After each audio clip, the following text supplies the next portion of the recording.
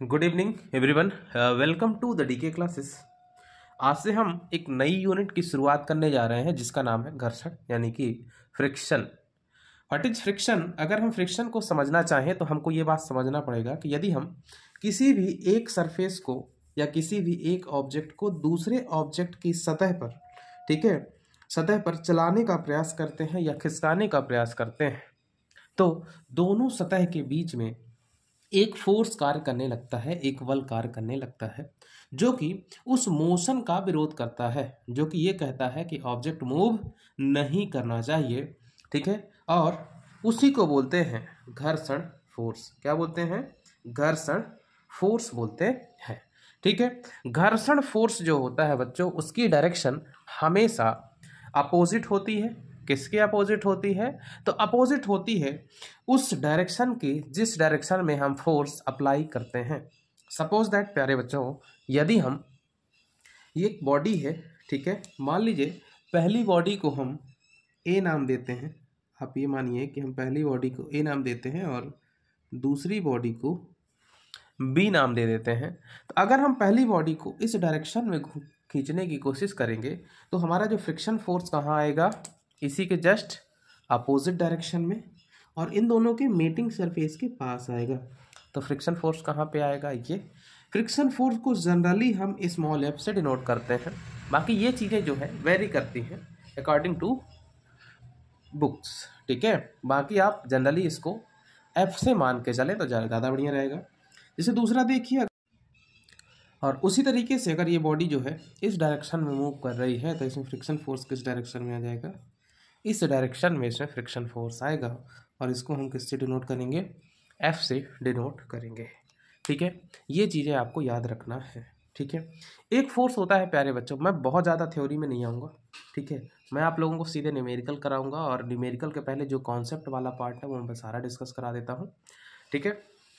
अब देखिए, हमको समझना ये है कि अगर कोई भी पिंड है, अच्छा, इस घर्षण को बताने के लिए, इस फ्रिक्शन को बताने के लिए एक वैल्यू की ज़रूरत होती है जिसको हम क्या बोलते हैं?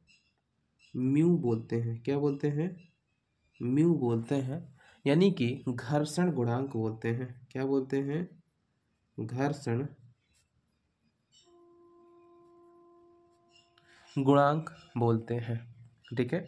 जिसकी वैल्यू जो है हमेशा आप देखेंगे तो 1 से तो कम ही होगी, ठीक है। जनरली 0.5 से भी कम वैल्यू मिलती है, लेकिन 1 से कम होगी।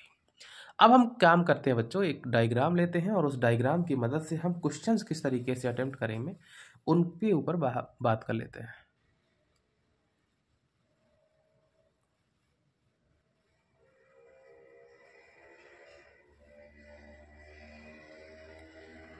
अब देखिए, ये जैसे हम एक आर्टिकल लेते हैं, फिर मान के चलिए ये एक ऑब्जेक्ट रखा हुआ है, ठीक है।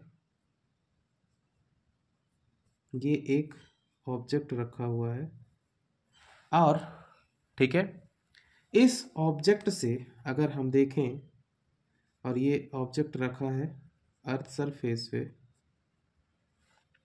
तो इसका कुछ ना कुछ मास होगा, और जब मास होगा तो मास के कारण नीचे इसका जो वेट होगा वो हम किससे बताएंगे?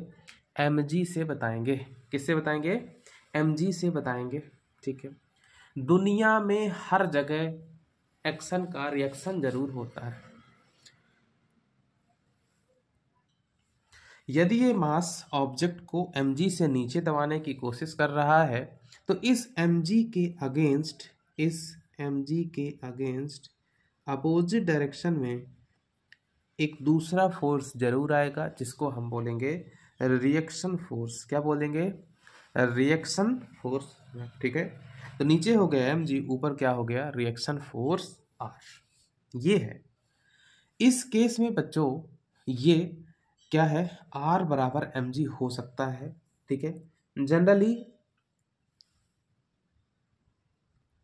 होता ही है, लेकिन हम हमेशा नहीं कह सकते। जैसे ही अभी हम 2 न्यूमेरिकल्स लेंगे तो आप लोग समझ जाओगे।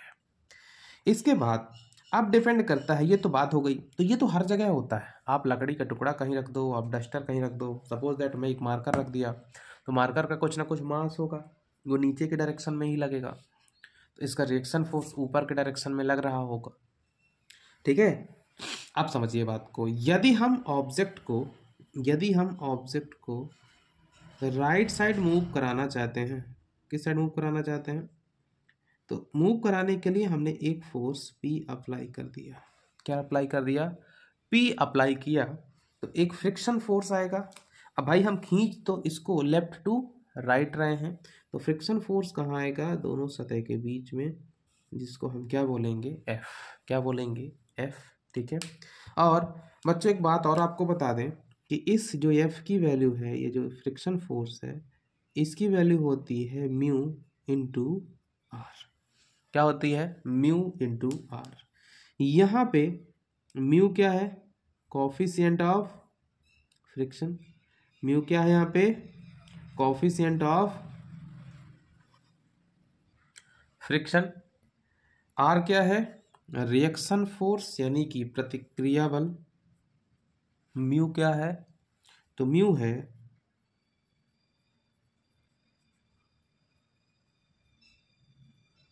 घर्षण गुणांक। आर क्या है? प्रतिक्रिया बल। और एफ क्या है?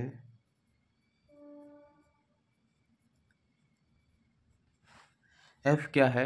घर्षण बल। एफ क्या है? घर्षण बल। ठीक है। अच्छा, इसमें हमको दो समीकरण लगाने पड़ सकते हैं अगर जरूरत पड़ेगी। Number 1, summation of all forces in horizontal direction equal to 0, और दूसरा summation of all forces in vertical direction equal to 0। तो आपको साथ साथ ये दो इक्वेशन भी लगाने पड़ सकते हैं। ठीक है, तो चीज़ें डिपेंड करेंगी।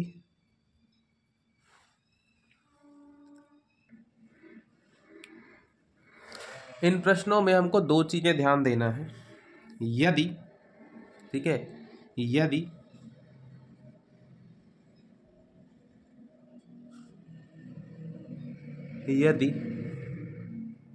m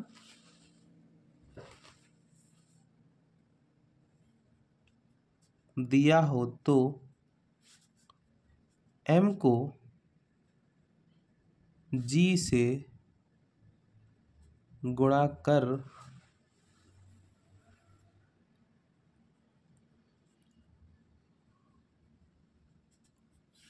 उसको हम क्या करेंगे? भार बना देंगे। क्या करेंगे? भार बना देंगे। ठीक है। अब क्या होगा प्यारे बच्चों? ये भार बन चुका है। ठीक है, बस इतना ही है। इस नॉर्मल केस में r बराबर mg हो जाएगा। अब हम एक प्रश्न लेते हैं।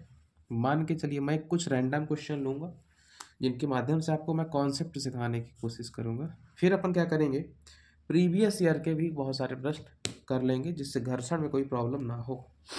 ठीक है, तो जैसे हम बात करें कि पहले प्रकार के क्वेश्चनों की, तो ये एक ऑब्जेक्ट है। ठीक है, ये एक ऑब्जेक्ट है जिसमें दिया हुआ है कि इसका मास जो है 100 kg है। इसका मास कितना है? 100 kg है। यदि हम ये भी माने कि ये एक अर्थ सरफेस पे रखा हुआ है, तो इसका कोफिशिएंट ऑफ फ्रिक्शन कितना है? 0.3 है। ठीक है, अब ये बोल रहे हैं कि कितना कम से कम फोर्स लगाएं वस्तु को मूव करने के लिए। ठीक है, तो देखो आप हमेशा इस तरीके का प्रश्न आएगा तो इसको सेंटर मान लोगे। जैसे ही सेंटर मानोगे एक फोर्स नीचे की तरफ हमको ड्रॉ करना ही करना है।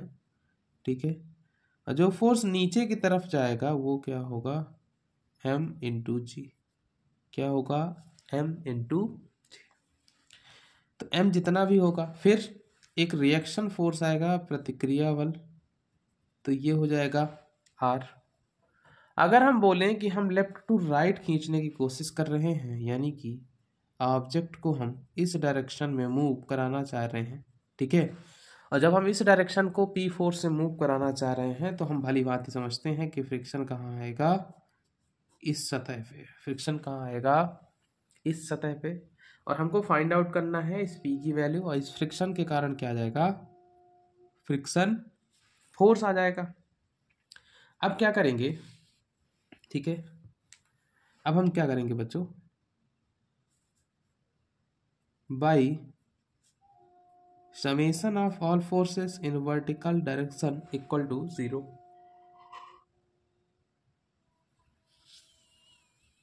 तो इसका मतलब क्या है, R बराबर mg। तो m कितना है, तो m है 100, g कितना है 9.81, तो क्या हो जाएगा 981 हो जाएगा। यहाँ तक कोई प्रॉब्लम है नहीं। तो ये आ गई R की वैल्यू।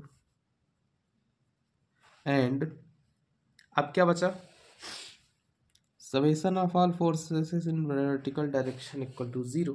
तो वर्टिकल डायरेक्शन के फोर्स तो पहले कर चुके हैं, यहाँ क्या लिखेंगे, हॉरिजॉन्टल डायरेक्शन इक्वल टू 0। तो हॉरिजॉन्टल डायरेक्शन में देखो, जब भी आपको ऐसी स्थिति पहुंचे तो आप बीच में इक्वल टू लिखा दो।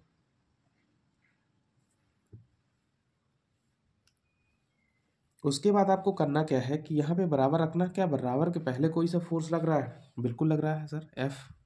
तो ये F इक्वल टू क्या रख देंगे यहाँ पे, ठीक है। तो F इक्वल टू, तो राइट साइड में क्या होगा, हॉरिजॉन्टल फोर्स का P क्या होगा, P ही होगा, ठीक है। क्या होगा बच्चों, P ही होगा। तो F इक्वल टू क्या हो जाएगा, P हो जाएगा।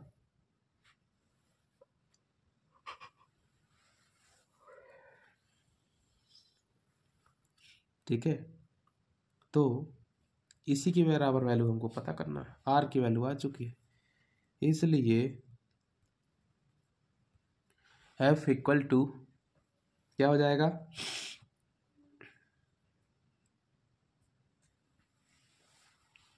F equal to mu into R भी होता है। तो म्यू इंटू क्या है 0.3 इंटू आर, तो आर कितना आया 981। तो इसके बाद क्या हो जाएगा, जब हम इसको सॉल्व करेंगे तो एक रिजल्ट निकल आएगा, ठीक है। तो म्यू 3 एकम 3, 3 अट्ठे 24 की 4 हासिल 2, 3 9 27 28 29, 294.3, यही क्या हो जाएगा, आंसर हो जाएगा, ठीक है। तो आप लोगों से रिक्वेस्ट है, आप जो है हमारे चैनल को बढ़ाने में हमारी मदद करिए, ठीक है, जिससे आपका भी प्रॉफिट हो और हमारा भी हो। धन्यवाद बच्चों। अब मिलेंगे अपन लोग कल की क्लास में। Good night.